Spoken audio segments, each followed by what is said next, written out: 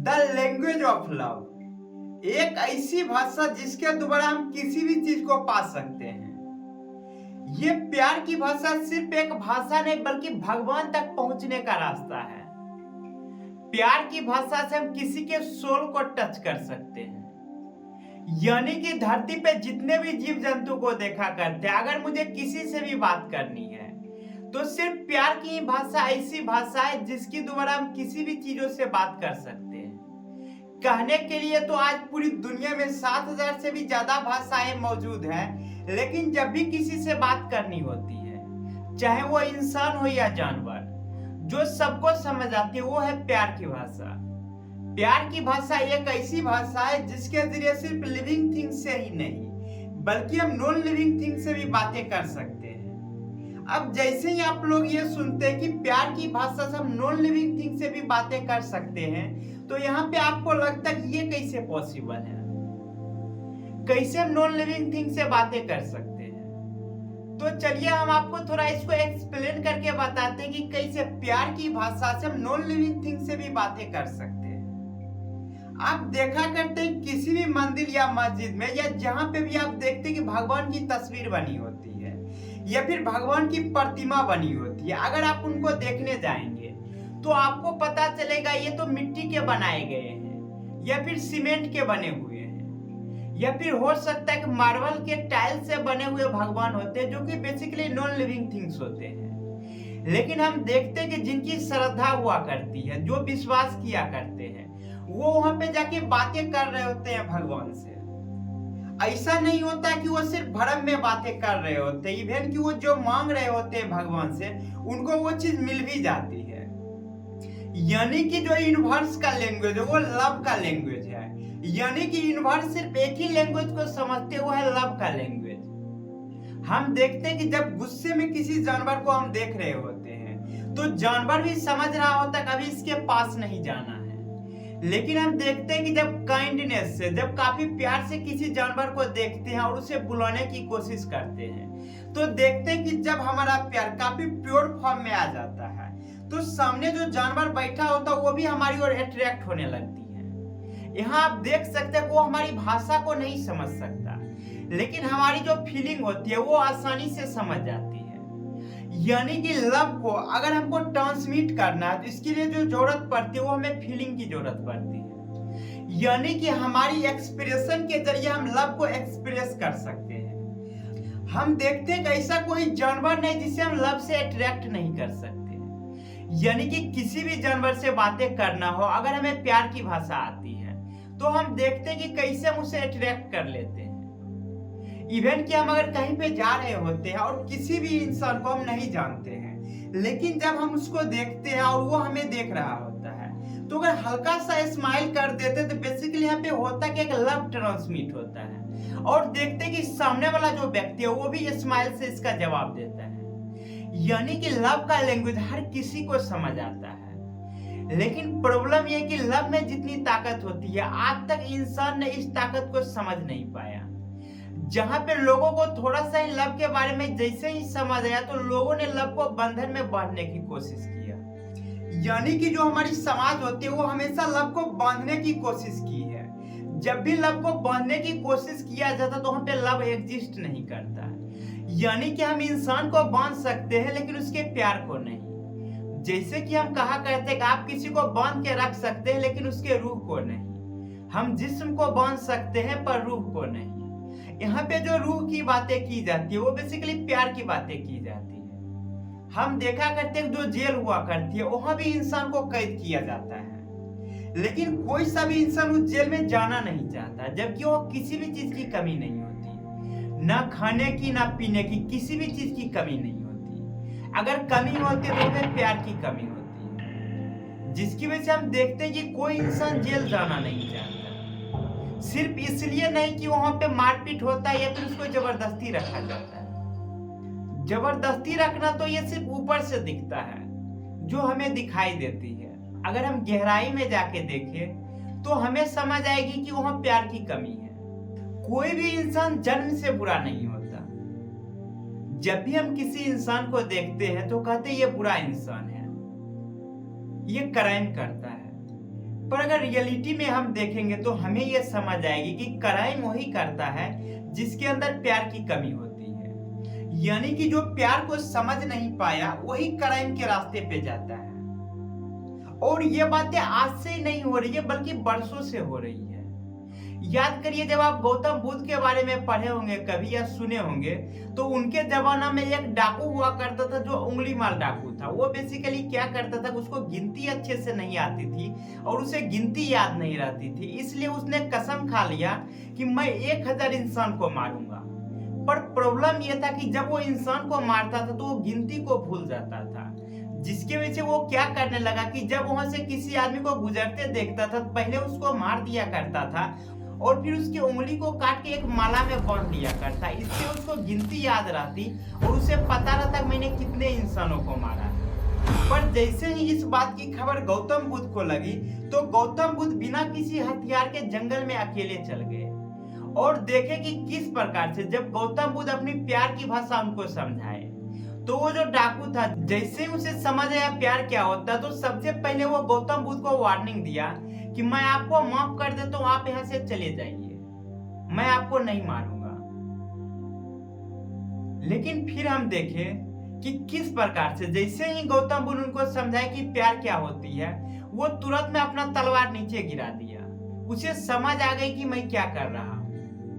फिर इसकी पश्चाताप के लिए गौतम बुद्ध क्या किए कि उनको समझाए कि जिसको तुम मारे हो तुमने गलत किया, अब तुम क्या करो कि मेरे साथ चलो और वहां जाते हैं जिसको तुम मारे हो उसके घर के सामने से तुम्हें गुजरना होगा। तो जैसे ही वो उंगली माल डाकू सबके सामने से गुजर रहा था, सबके घर के सामने से, तो जितने भी लोग थे उन पे पत्थर बरसा रहे थे, कोई गालियां दे रहा था, कोई मार रहा था, लेकिन वो हिल नहीं रहा था, वो सीधा चलते जा रहा था सर झुकाकर, क्योंकि उसे एहसास था उसने क्या किया है। फिर गौतम बुद्ध समझाए कि ये जो भी चीज किया है ये अनजाने में किया है, इसके हृदय में वो करुणा नहीं थी जिसकी वजह से ये क्राइम करने लगा। हम देखते हैं कि जब किसी बीमारी का इलाज डॉक्टर नहीं कर पाते हैं तो डॉक्टर कभी भी ये नहीं कहता कि इसे हम बचा नहीं पाएंगे। डॉक्टर ये कहता है कि अब इसे दवाई से ठीक नहीं किया जा सकता, अब इसे दवाई की नहीं दुआ की जरूरत है। ये दुआ ऐसी नहीं होती कि हम किसी मस्जिद में गए और ऐसे करके दुआ मांग रहे हैं या फिर किसी मंदिर में गए ऐसे करके हम मांग रहे हैं दुआ वहां थे। ये जो दुआ होते हैं ये प्यार और स्नेह से मिला करती है। बहुत सारे ऐसे लोग हैं जिनको ऐसी कैंसर हो रखी थी जो डॉक्टर बता दिए कि अब इनका इलाज संभव नहीं है, ये कुछ ही दिनों के मेहमान हैं, लेकिन वो जब मंदिर गए, मस्जिद गए, जहां उनका आस्था था, जहां भरोसा था, वो प्यार की ताकत से ठीक हो गई। जहां पे हम ये देख के कहते हैं लव इज मिरेकल। जब मंदिर में हम जाया करते तो वहां पे जो मूर्तियां हुआ करती है उसमें भगवान नहीं होती, लेकिन हमारे अंदर जो भरोसा होती है, जो एक बिलीव होती है, जो एक आस्था होती है, उस आस्था की वजह से हम जब मंदिर जाते तो हमें पता होती है कि मंदिर में भगवान है। अगर आप साइंस के नजर से देखेंगे तो मंदिर में जो भगवान होते हैं वो तो मटेरियल के होते हैं या फिर वो मिट्टी के बने होते हैं या फिर सीमेंट के। उनमें जान कहाँ होती है? उनमें जो जान आया करते वो हमारी आस्था के वजह से आया करती है। जैसे कि हमारी जो तस्वीर होती है वो हर जगह होती है। अभी आप हमको देख रहे हैं तो हमारे बॉडी से जो लाइट टकरा के कैमरा में जा रही है, इस लाइट की वजह से आप देख रहे हैं। और हम जब भी जहां जाते तो हर जगह हमारे शरीर से लाइट टकरा के आगे जाती है, और चूंकि वहां पे कोई सा सिस्टम रिकॉर्ड करने वाला नहीं होता इसलिए वो रिकॉर्ड नहीं होता। हम देखते हैं कि हमारे शरीर से जो भी लाइट टकरा के जाती है, अगर सामने मिरर रखी होती है तो मिरर में देखते हैं कि हमारी तस्वीर आ जाती है, लेकिन जब सामने मिरर नहीं होती तो हमारी तस्वीर हमें नजर नहीं आती। सेम इसी प्रकार से मंदिर और मस्जिद या गुरुद्वारा में भी हुआ करता है कि भगवान हर जगह होते हैं, बस देखने का जो तरीका होता है। हम मान लिए कि भगवान जो हमें मंदिर में ही मिलेंगे, इसलिए जब हम मंदिर जाया करते हैं तभी हमें भगवान नजर आते हैं। तो वो जो भगवान नजर आते हैं वो हमारी प्यार की आवाज होती है। हम जब भी जाते हैं मंदिर तो जब भी हमें कुछ मांगना होता है, जब भी कुछ हमें पाना होता है, तो कभी भी हम चिल्ला के नहीं मांगते कि हमें क्या चाहिए।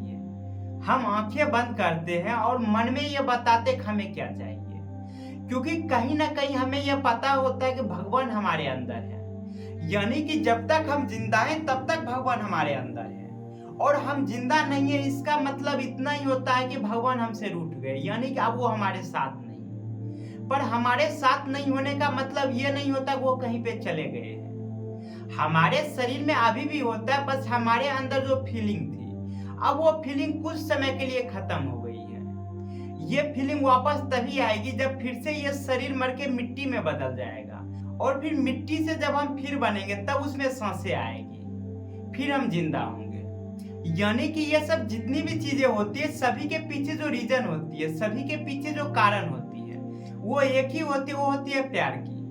और ये जो प्यार की फीलिंग होती है सुनने में जितना आसान लगता है उतना आसान है नहीं।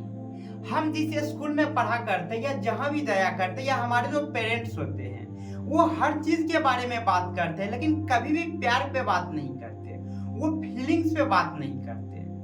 जैसे कि हम देखते हैं कि जब हम नर्सरी में एडमिशन लेते हैं, जिस तरह से क्लास आगे बढ़ते हैं हमारी लेवल्स बढ़ते जाती है, लेकिन जब हम 5th क्लास 6th क्लास में आते हैं तो हमें फीलिंग आने लगती है, अट्रैक्शन की फीलिंग। अगर हम बॉय है तो हमें गर्ल्स के प्रति अट्रैक्शन आती है, और अगर कोई गर्ल है तो उसे बॉय के प्रति अट्रैक्शन आती है। लेकिन ये चीज जैसे नजर आती है तो लोग इसे गलत कहने लगते हैं। इवन कि जो हमारे टीचर होते हैं वो कभी नहीं समझाते कि ये जो फीलिंग है ये नॉर्मल फीलिंग है। जैसे कि हम देखते हैं कि जब हम बड़े होते हैं तो हमारे शरीर में काफी ज्यादा चेंजेस आने लगते हैं। अगर लड़का है तो हम देखते हैं कि दाढ़ी मूछें आने लगती है, और अगर लड़की है तो देखते हैं किस प्रकार से ब्रेस्ट ऊपर आने लगती है, यानी कि जो पहले कुछ दिखाई नहीं दे रही थी वो हम देखते हैं कि किस प्रकार से बॉडी में चेंजेस आती है। लेकिन इस चेंजेस को तो लोग एक्सेप्ट करते हैं, और इसके साथ जो फीलिंग आती है उस पर कोई बात करना नहीं चाहता।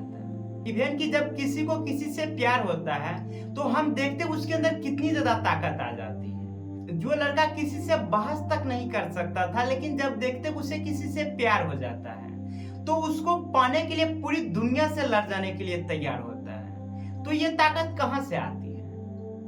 ये ताकत कहीं और से नहीं आती, बल्कि जो प्यार होती है उसमें वो ताकत होती है। और प्यार की ताकत से हम भगवान को पा सकते हैं, इसके अलावा कोई जरिया नहीं है भगवान को पाने का। हम हर धर्म में देखते हैं जहां ये बताया जाता है अहिंसा परमो धर्म, यानी कि अहिंसा ही परम धर्म है। लेकिन हम ये देखते हैं कि जितने भी लोग धर्म को मानते हैं इनमें से कुछ लोग ऐसे होते हैं जो जबरदस्ती लोगों पे अपना धर्म थोपते हैं। धर्म कभी ये नहीं कहता कि हमें जबरदस्ती मानो। हर धर्म में ये कहा गया कि अहिंसा परमो धर्म, यानी कि अहिंसा के राह पे चलना ही हमारा धर्म है। लेकिन जो धर्म के ठेकेदार बनते हैं वो हमेशा से जानते हैं कि जिस दिन सारे लोग लव पे चलने लगे, प्यार की भाषा समझने लगे, उस दिन हमारा दुकान बंद हो जाएगा, हमारी जो लड़ाई है वो खत्म हो जाएगी। इस दुनिया में प्यार से ज्यादा खूबसूरत कोई चीज बनाई नहीं गई है। हम देखते हैं कि जब भी किसी से प्यार होता है तो हमें वो इंसान इस दुनिया में सबसे ज्यादा खूबसूरत नजर आने लगता है। और प्यार में जितनी ताकत होती है उतनी किसी भी चीज में ताकत नहीं होती।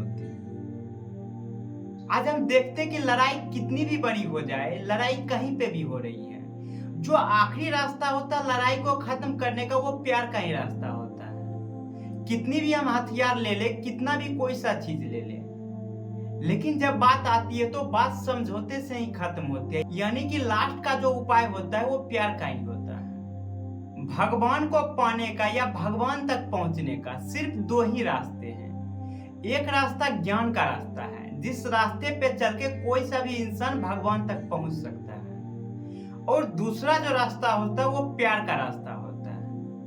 भगवान तक कोई तभी पहुंच सकता है जब उसका आई डिजॉल्व हो जाए, यानी कि जो मैं होता है, जैसे कि अगर कह रहा हूं कि मैं, ये जो मैं होता है, जिस दिन ये मैं डिजॉल्व हो गया उस दिन वो इंसान भगवान से मिल लेता है।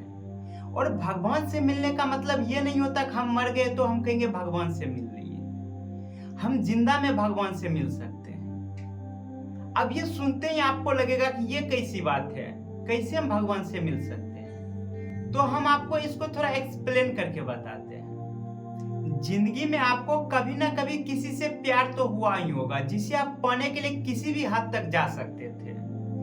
यानी कि हम देखते कि जब भी हमें किसी से प्यार होती है तो हम वो हर चीज करने के लिए तैयार होते हैं जो हम उसके लिए कर सकते हैं। ट्रू लव का एक ही मतलब होता है कि हम उसके लिए क्या कर सकते हैं। ट्रू लव का कभी ये मतलब नहीं होता वो हमारे लिए क्या कर सकती है। यानी कि प्यार सिर्फ देने का चीज होता है। जब हम किसी को प्यार करते हैं तो हम ये उम्मीद नहीं करते कि रिटर्न क्या आएगी।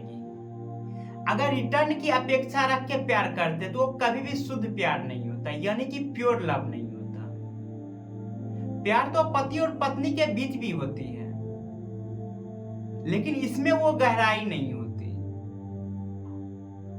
आप सुने होंगे कृष्ण के बारे में, जब भी हम कहते राधे कृष्ण, राधे श्याम, यहाँ पे गौर करने वाली बात यह है कि जो श्री कृष्ण थे उनकी शादी रुक्मिणी से हुई, यानी कि उनकी पत्नी जो थी वो रुक्मिणी थी। लेकिन जब भी बात आती है राधे की तो हमेशा श्याम के साथ आती है। यहाँ भी हम देख सकते हैं कि जो श्री कृष्ण थे उनकी शादी रुक्मिणी से हुई, लेकिन जब भी बातें कृष्ण की करते तो हमेशा हम कहते राधे कृष्ण, राधे श्याम की जोड़ी। कभी भी हम रुक्मिणी और श्याम की जोड़ी नहीं कहते। इसलिए नहीं कहते जो राधा थे वो श्याम की प्रेमिका थी, बल्कि इसलिए कहते जो श्री कृष्ण थे और जो राधा थी, दोनों के बीच जो प्यार था वो आध्यात्मिक प्यार था, यानी कि शारीरिक प्यार नहीं था। आध्यात्मिक प्यार शारीरिक प्यार से कहीं ऊपर होती है, यानी कि जो प्यार होते हैं वो आध्यात्मिक तौर पे होती है, और जो रिश्ते होते हैं, जो बंधन होते हैं, वो बेसिकली शारीरिक तौर पे होती है। जहां हम आजकल देख रहे हैं कि जो पति पत्नी हुआ करते हैं उनके बीच कभी भी ज्यादा लव नहीं हुआ करते। बहुत कम ही ऐसे इंसान होंगे जो अपनी पत्नी के लिए पूरी दुनिया से लड़ सकते हैं, पर जितना भी लड़का है जो प्यार में पड़ा हुआ है वो पूरी दुनिया से लड़ सकता है। यानी कि जो प्यार होता है वो काफी शुद्ध होता है, इससे ज्यादा शुद्ध कुछ नहीं। तो ये जो लव का लैंग्वेज है ये काफी बड़ी टॉपिक है, तो हम क्या करने वाले हैं कि इस पे पूरा एक डेडिकेटेड सीरीज बनाने वाले हैं। अगर आप लोगों का कोई क्वेश्चन होगा तो आप नीचे कमेंट कर सकते हैं। हम कोशिश करेंगे कि हर एक क्वेश्चन का जवाब देने का और बताने का कि प्यार में कितनी ताकत होती है। जिस तरह से हम ये कहते हैं भगवान में अनलिमिटेड पावर होती है, वैसे ही प्यार में अनलिमिटेड पावर होती है। लेकिन ये जो समाज होती है ये हमेशा से डरा करती है प्यार की ताकत से। जहां हम ये देखते हैं कि जब किसी लड़के को किसी लड़की से प्यार होता है और हम कुछ दिन के बाद ये सुनते हैं कि वो दोनों भाग के शादी कर लिए, तो यहाँ पे सबका अलग अलग ओपिनियन होता है। कोई ये कहता है कि जो लड़की 20 साल के प्यार को भूल सकती है 2 साल के प्यार के लिए, 1 साल के प्यार के लिए, वो उस लड़के का साथ क्या निभाएगी। कोई बोलता अच्छे संस्कार नहीं दिए होंगे इसलिए वो लड़की भाग गई, लेकिन असली रीजन ये नहीं होता वो भाग गई या फिर क्या की। रीजन ये होता उसे कभी भी वो प्यार मिला नहीं होता जो प्यार उसे चाहिए था। आज तक उसे बंधन में बांध के रखा गया, ये करो वो करो, ये मत करो वो मत करो। जब पहली बार किसी को एहसास होता है प्यार में कितनी ताकत होती है तो वो फिर सारे बंधन से आजाद हो जाती है। तो यहाँ पे कुछ लोगों का यह भी कहना होता है कि हम तो बहुत को ऐसे देखते हैं जो घर से भाग जाते हैं और कुछ दिन साथ रहने के बाद जिसके साथ भागी है वो भी उसे छोड़ देता है। बहुत टाइप की बातें होती है, लेकिन यह हमेशा नहीं होता कि जितने भी लोग भागा करते हैं या फिर लव मैरिज किया करते हैं सबका मैरिज खराब ही होता है। जो लव हुआ करते हैं वो काफी प्योर चीज हुआ करते हैं जिसके लिए कोई जान भी दे सकता है। लेकिन प्रॉब्लम ये होती है कि जब इस लव को हम बंधन में बांधने की कोशिश करते हैं तब इसकी प्योरिटी धीरे धीरे कम होते जाती है। यानी कि जब तक कोई प्यार में रहता तब तक हम देखते कभी वो एक दूसरे को छोड़ना नहीं चाहता, लेकिन जैसे उसको शादी के बंधन में बांध देते हैं और जिस दिन तो हम देखते हैं कि जिस दिन प्यार के बंधन से ज्यादा वजनदार अगर शादी का बंधन हो गया तो हम देखते हैं कि धीरे धीरे वहां प्यार कम होने लगती है और झगड़ा शुरू हो जाती है। तो यहाँ पे समझने वाली बात यह है कि प्यार एक ऐसी चीज होती है जिसे हम किसी बंधन में नहीं बांध सकते हैं। जैसे कि हम किसी इंसान को बांध के अपने पास रख सकते हैं लेकिन उसके रूह को नहीं, उसके आत्मा को नहीं, उसके मन को नहीं। यानी कि फोर्स हम सिर्फ शरीर पे कर सकते हैं, कभी भी आत्मा पे फोर्स नहीं होता। हम देखते हैं कि जब भी हम किसी जानवर को पाला करते हैं जिसको हम बंधन में बांध के रखते हैं, यानी कि जिस गाय को हमेशा हम बांध के रखते हैं, देखते जैसे उसकी रस्सी टूटती है या रस्सी खुलती है तो सबसे पहले वो भागने लगती है। यानी कि इतने दिनों से जो वो हमारे पास थी वो कभी प्यार से हमारे पास नहीं थी, वो एक बंधन के कारण बंधी हुई थी। जैसे ही वो बंधन टूटती है तो वो आजाद होने के बाद भागने लगती है। लेकिन हम देखते हैं कि जो कुत्ता होता है या जो गली का कुत्ता होता है जिससे हम कभी बंधन में नहीं बने, अगर उससे हम प्यार से बात करते हैं, प्यार से बुलाते हैं, तो वो कभी भी हमें छोड़ के नहीं जाता। हम पिंजरे में किसी भी पक्षी को इसलिए नहीं रखते कि हमें उससे प्यार होता है, बल्कि हमें डर होता है अगर पिंजरे से उसको निकालेंगे तो वो भाग जाएगी। पर जिस पक्षी को आपसे प्यार होता है वो पक्षी कभी आपको छोड़ के ही नहीं जाएगी। यानी कि जब हम कहा करते हैं हमें जानवर से प्यार है और हम जानवर को बांध के रखते हैं, कैद करके रखते हैं, तो वो कभी भी प्यार नहीं होता, वो एक स्वार्थ होता है। और स्वार्थ का एक नियम होता है, वो कभी भी आपके पास रहना नहीं चाहता, इसीलिए तो वो भाग जाया करता जैसे ही खोलते हैं। तो इसमें एक लाइन भी कही गई है कि अगर तुम किसी को आजाद करते हो और वो तुम्हारे सामने से चला जाता है तो वो तुम्हारा था ही कब, और किसी को बांध के नहीं रखते और तुम्हारे पास से भी नहीं जा रहा है तो वो तो तुम्हारा है। तो फाइनली हम आने वाले एपिसोड में देखते हैं कि प्यार की पावर क्या होती है और कितनी ज्यादा इसमें पावर होती है, कैसे प्यार के जरिए हम भगवान को पा सकते हैं।